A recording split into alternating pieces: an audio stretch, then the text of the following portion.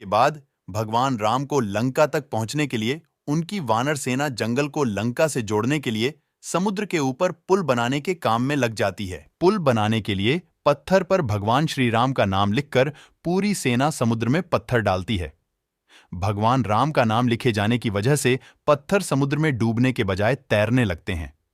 यह सब देखकर सभी वानर काफी खुश होते हैं और तेजी से पुल बनाने के लिए पत्थर समुद्र में डालने लगते हैं। भगवान राम पुल बनाने के लिए अपनी सेना के उत्साह, समर्पण और जुनून को देखकर काफी खुश होते हैं। उस वक्त वहां एक गिलहरी भी थी जो मुंह से कंकड़ उठाकर नदी में डाल रही थी।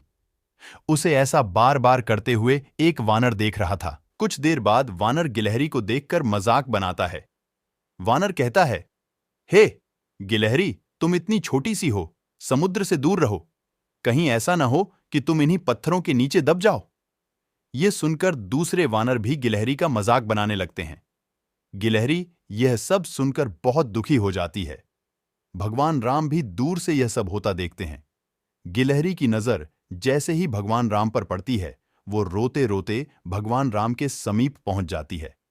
परेशान गिलहरी श्री राम से सभी वानरों की शिकायत करती है। तब भगवान राम खड़े होते हैं और वानर सेना को दिखाते हैं कि गिलहरी ने जिन कंकड़ों व छोटे पत्थरों को फेंका था, वो कैसे बड़े पत्थरों को एक दूसरे से जोड़ने का काम कर रहे हैं। भगवान राम कहते हैं, अगर गिलहरी इन कंकड़ों को नहीं डालती तो तुम्हारे द्वारा फेंके गए सारे पत्थर इधर उधर बिखरे रहते। ये गिलहरी के द्वारा फेंके गए पत्थर ही हैं जो इन्हें आपस में जोड़े हुए हैं। पुल बनाने के लिए गिलहरी का योगदान भी वानर सेना के सदस्यों जैसा ही अमूल्य है। इतना सब कहकर भगवान राम बड़े ही प्यार से गिलहरी को अपने हाथों से उठाते हैं।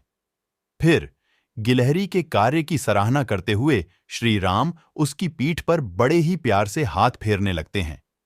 भगवान के हाथ फेरते ही गिलहरी के छोटे से शरीर पर उनकी उंगलियों के निशान बन जाते हैं। तब से ही माना जाता है कि गिलहरियों के शरीर पर मौजूद सफेद धारियां कुछ और नहीं, बल्कि भगवान राम की उंगलियों के निशान के रूप में मौजूद उनका आशीर्वाद है।